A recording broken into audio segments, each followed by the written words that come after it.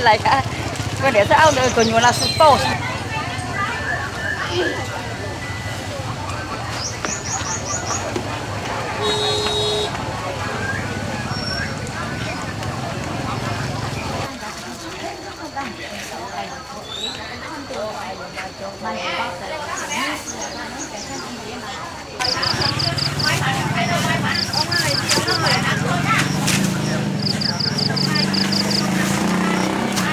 À, đúng thế.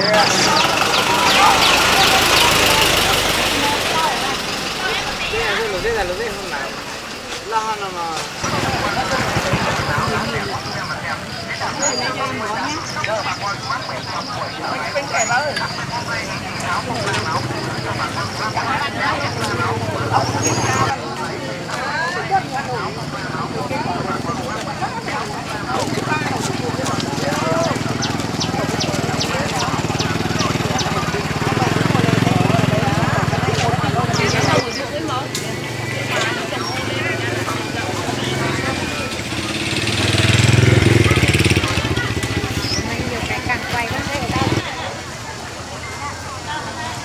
Ngồi đấy, đứng đây đợi nha. Được không? Đợi ông một tí nha. Đấy.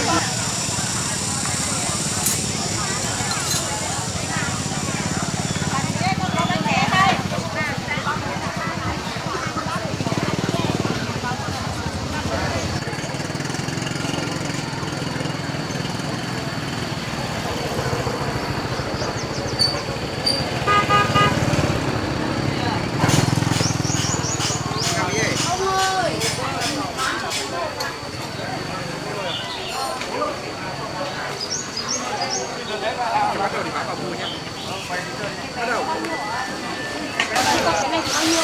Cái này là 70. Có bớt được nào không? Không.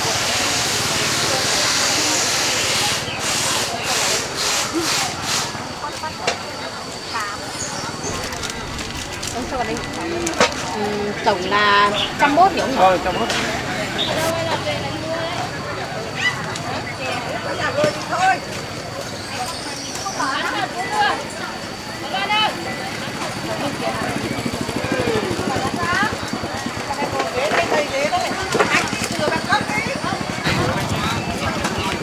Này thì đó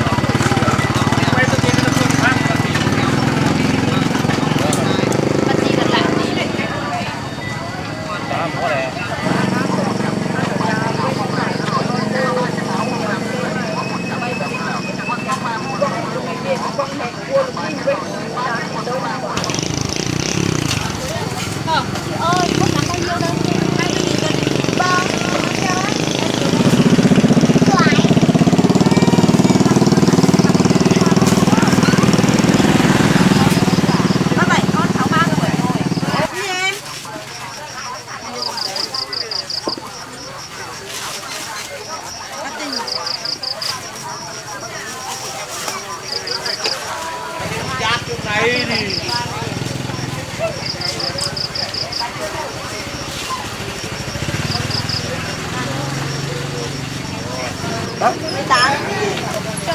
đúng rồi, chưa bằng 15 mà.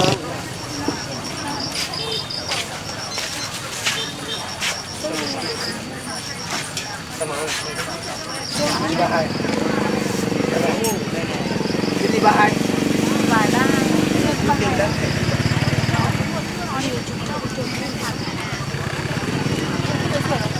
triệu.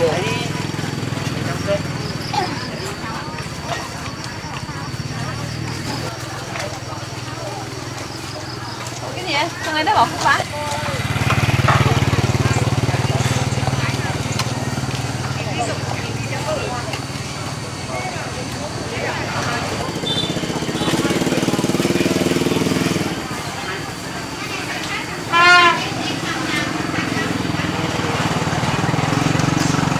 Ông này biết nước mà biết nước không?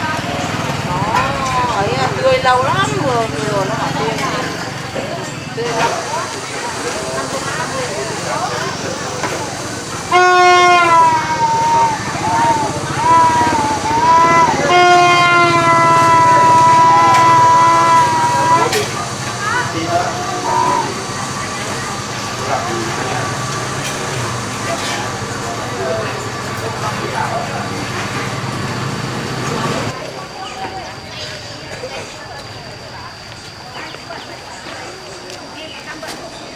Lại tiếp tiếp nhiều thế không vào có tưởng đi không không à cháu đang bảo cái xưa kia cơ.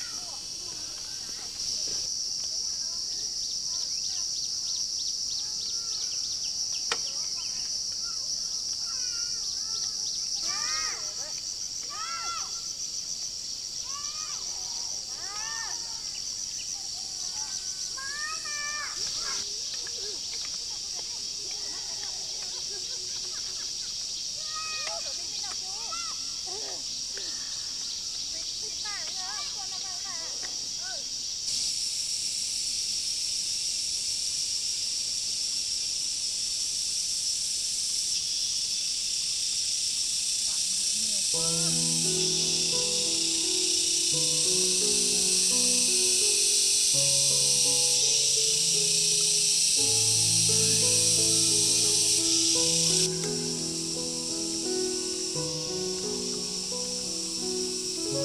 này là đào truyền thống ngày xưa, nó hơi chua nhiều nên là người ta không thích ăn lắm.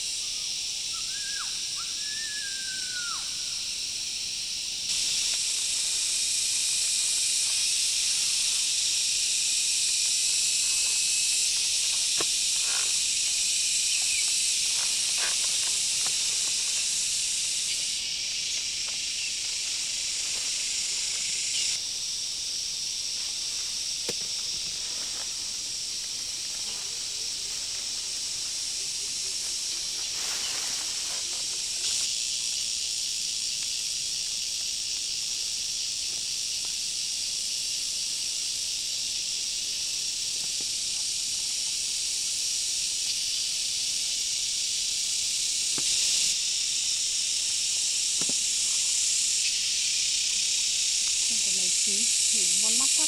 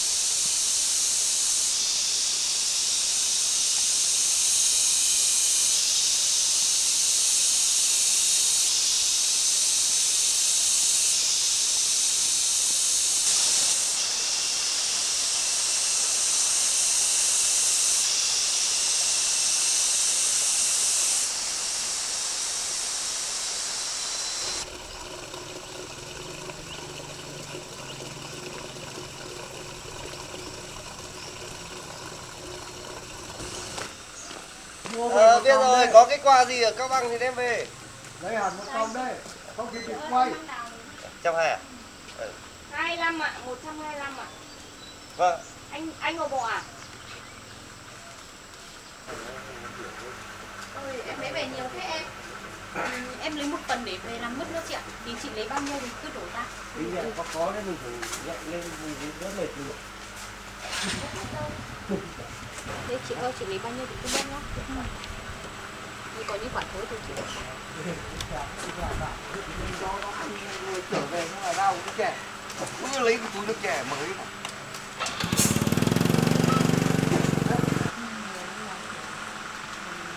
Cái loại đào này thường nó hay bị dồn châm ấy.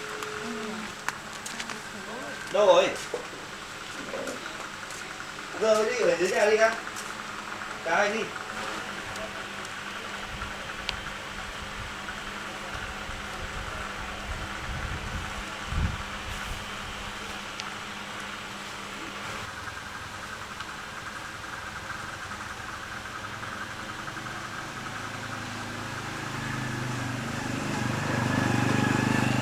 Thôi chị lấy bằng này.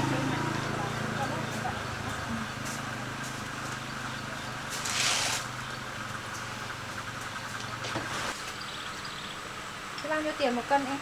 20 chị ạ. Cái này là 123.000. Vâng.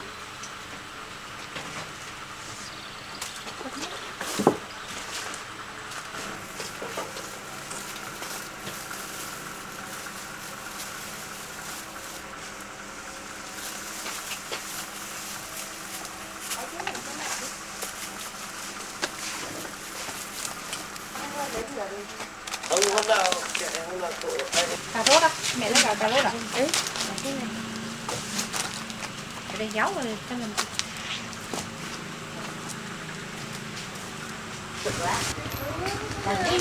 Khó lắm.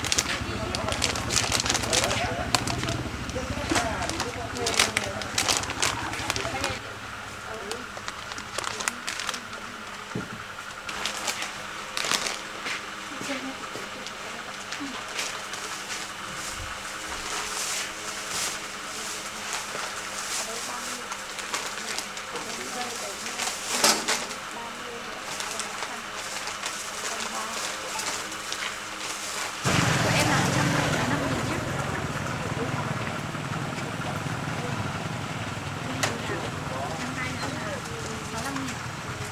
Con đấy.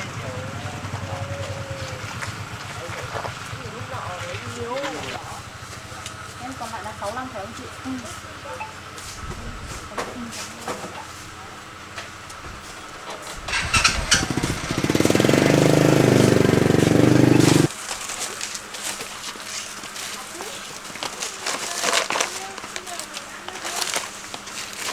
Lấy một tí. Bạc còn ở đây. Có.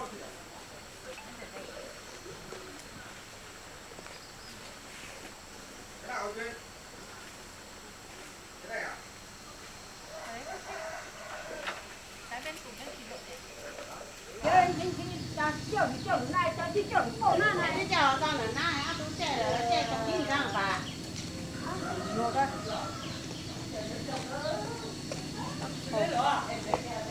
bao giờ đi chỉ nhau nè hả luôn hả đi chạy chịu hả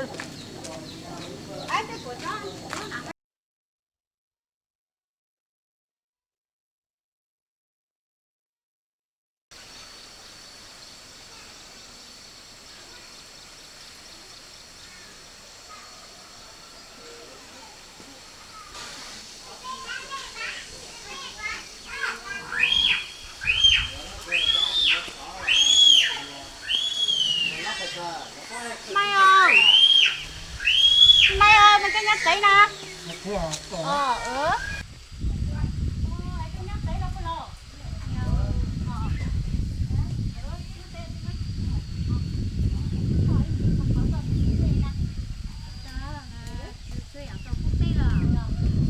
Uống sữa phải không? Hãy uống mỗi lần một hộp sữa trước nhá.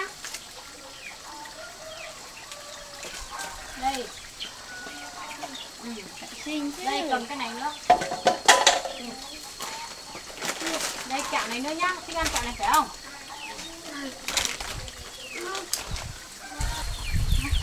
Mỗi lần này kiểu biết không tăng cho yêu thì cái đó không hả? Đấy phụ lộ, nó tính như các con. Cái này mua tôi mua là Gió thôi, đi thả nó vậy lộ. mua cái gì Mua cà phê. mua hầu á Để có tiền tao đang cấp của nó lại. mua này Mua hả? mua Ờ. mua hầu Tăng là tổng nó hết rồi. tổ chức một tổ ha Tăng nhớ là tập của con một thời sao hả đây đó. tổ ha Ê, cô có tiền tới nó cứ mong tao hết rồi, sự tính nó hả? đây đây Ê, có hả? Đấy thì thật tiền nó là ô tô lo nào đó. lâu Mang quần chú rồi đó. ăn đến bù là Ôi lấy nhau sử dụng nó mó này ớ. Ăn cái này á. Bóc nhá. Đây mang chia bà với mẹ nữa. Chia bà với chia mẹ nữa. Đây. Chỗ này cất đi nhá. Một cái xong cho rùa nữa. này Rồi, xong cất đây nhá. wow như thế ba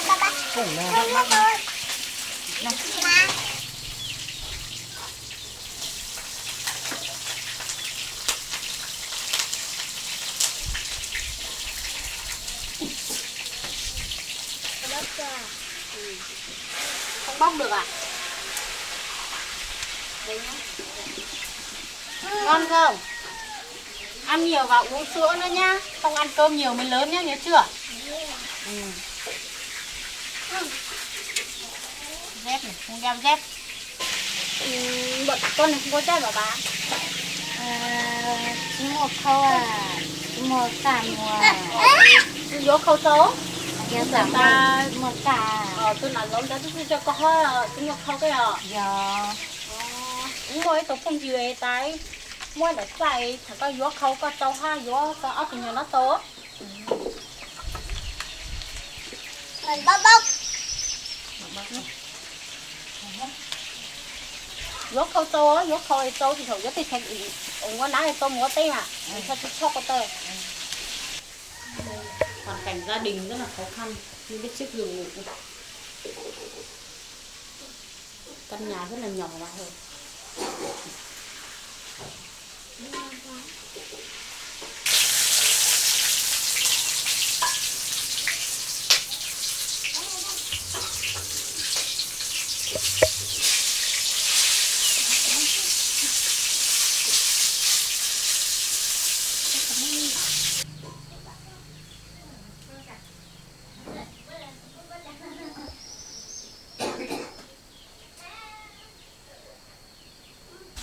Con này mấy hỏi lên nhau như thế rồi.